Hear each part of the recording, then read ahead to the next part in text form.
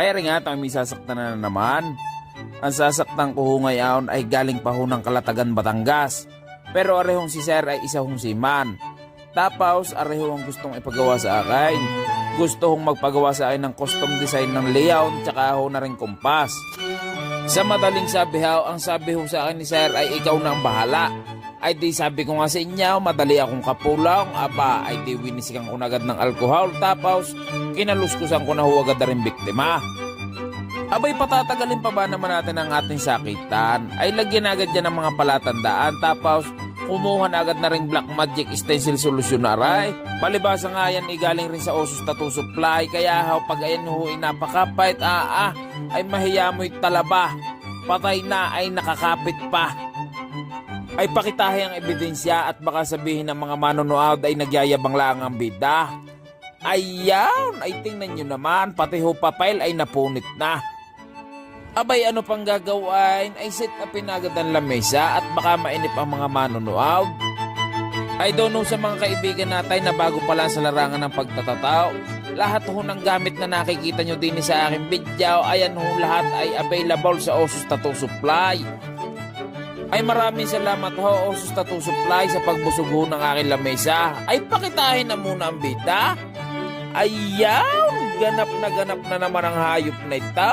Sadya namang hindi mapalingon sa camera ay pakitahin na rin ang setup ng lamesa tapos aring baraso ng biktima. Ay pinaguhitan agad ng isang makatikatay. Unang guhit, punay. Sa padalawang guhit, pehadong tiko mampuwait. Ay di rin na nga, paghuga na rin, ang inuuna ko sadya ay yung parteng ibaba. Para ho, ang stencil ay hindi ho nabubura.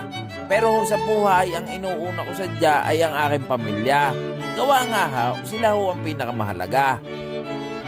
Bale, hong ginagawa ko ho ngayon ay custom design ho ng layout tsaka ho ng kompas. Gawa nga ho, si Sir ho ay isa hong seaman. Tapos ang kanyang zodiac sign ay layout. Bale, hong si Sir ay nung nakaraan pa ho nagchat sa akin. Tapos garne ho ang isinensahan na design. Ika ho sa akin ni Sir ay ganyan ho boss, pero black and gray yung kulay sana. Kayo na ho ang bahala sa ibang design boss, sa kanan ko ho ipapalagay yan. Sadya naman ho ako'y tuwan-tuwa at ako ho ay napagkatiwalaan na naman.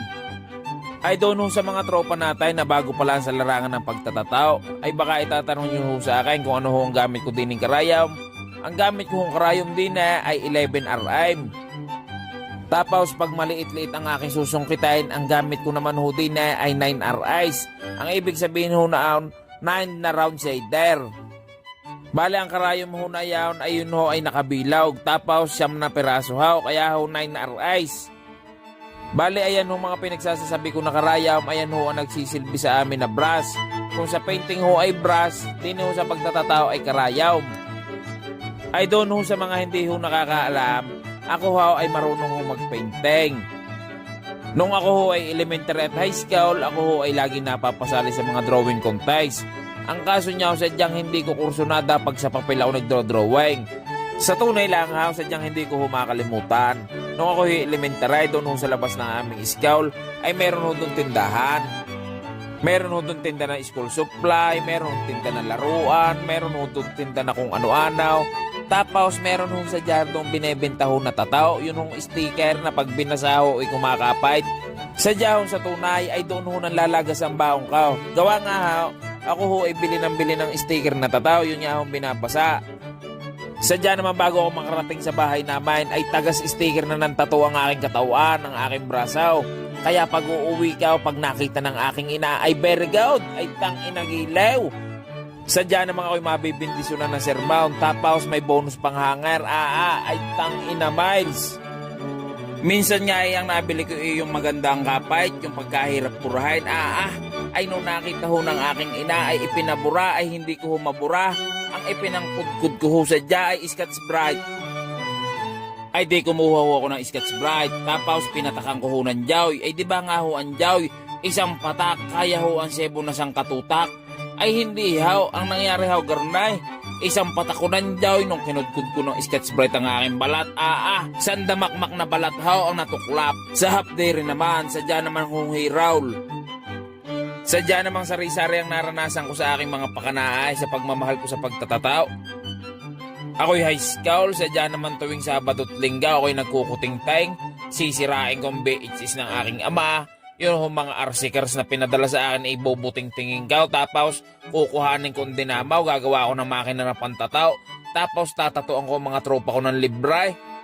Galit na galit sa akin ang aking ina, sadya namang tang-ina Mile, sadya namang amuro sa akin ay kainaman, pero ako'y sadyang tinitiis kaw, gawa nga gustong gusto ko ho ang mga ginagawa kaw.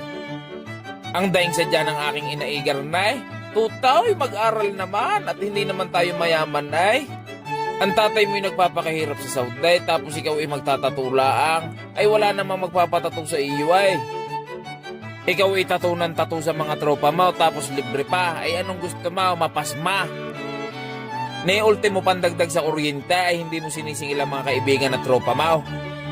Ay arihaw ang hindi ko humakalimutan na isinagot ko sa mama ko. Ang sabi ko sa mama ko ay garnay. Mama, ikaw ay relax lamang. Gawa nga ako'y nagpra-practice pa. Pag ako'y gumaling, tsaka na lang tayo maniningil. Pero sa ngayon, practice muna, walang bayad, okay lang yawn at least ako'y may natututunan. Tsaka ako'y naprapractice din. Ay ang sagot sa akin ng aking mama ay garnay. Ay ayaw na yan, ang gusto ko ikaw ay mag-aral at ikaw ay makatapos. Aba, di ako'y sumagot. Ang sabi ko, mama ako na may nag-aaral ay. Nag-aaral ako magtataw. Ay ako naman si Jay masunurin sa aking ina. Ang sabi ba naman sa akin ng aking ina, tutaw, ikaw ay mag-aral na mabutay. Aba, edi sinunod gaw. Ako'y nag-aral na mabuti, pero hindi ho ako nakapagtapaws. Gawa nga ha, ang sabi ho sa akin, mag-aralaan na mabuti. Wala naman ho sinabi na tapusin ko ay. Ako naman ho'y nakatungtong ng college. Ang kaso nyo nga, hindi ho ako nakapagtapaws. Pero sa tunay ha, wala ho akong pinagsisisihan. Gawa nga ha, tayo naman ho'y may kanya-kanyang kapalaran. Ay wag nyo hong mamasamay ng sasabihin ko ha. Gawa nga ha, hindi naman ho talaga lahat na nakapagtapaws ay nagiging successful. Sabi nga ho sa akin na isa kong natatuan, yun ho nag-Australia. Sabi niya isa raw ay nag-aral pa sa Lasal, tapos pagdating raw niya doon sa Australia, ay hindi raw naman niya nagamit yung pinag-aralan niya ay. Kaya ha, sabi ho ni Sir, doon ho sa aking mga nakatambay din sa aking tatuan, pag kayo'y mag-a-abroad, wag na kayo mag-aral. Gawa, hindi nyo naman magagamit ang pinag-aralan ninyo doon na. Sadyang sa tunay na buhay, ang kailangan sadya ikaw ay madiskarte. Pero wala akong sinabi na hindi ka dapat maging matalinaw. Dapat nga ikaw ay matalinaw tapos madiskarte. Tapos pag yun ay nagsama ay tang-ina Miles. Sadya namang sagak na sagak. Sabi ko nga sa mama ka, garunay. Mama, pasensya na at hindi nakagraduate ang iyong bida. Pero ang mama ko ha ay tuwan-tuwa. Gawa nga ha, hindi naman ho ako naging pabigat sa kanya. Hindi man kita nabigyan ng diploma, pero nabibigyan naman kita palagi ng pera. Tapos pag naggagala kami, ay lagi pa kitang kasama.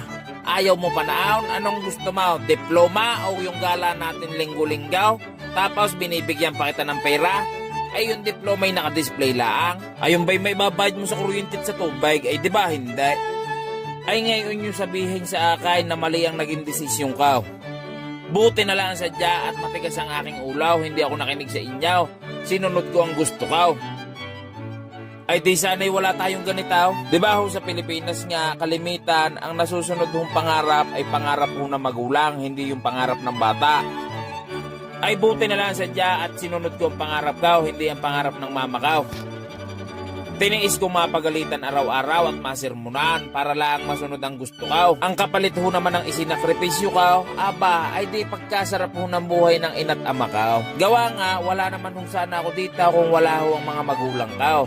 Kaya ari lang ang masasabi ko sa inyo. Lagi niyong isasama sa mga pangarap ninyo ang mga magulang ninyo. Pero tayo ho pala'y nagkakahaba na naman ng istorya. Hindi ko ho namamalayan, arehong itinatatukaw ay tapos na pala. Ay siya, pakitahin muna ang resulta. Ayan! Sadya namang sagak na sagak. Ay kayo na ho ang bahalang sumintensya kung ano sadya naging resulta. Gawa nga ho ring aming sakitan session ay tapos na ho pala. Ay maraming salamat ho sa pagdayo nyo din sa akin tatuan, sir. Ayan! Ay palagot ko muna ako ng tigisa.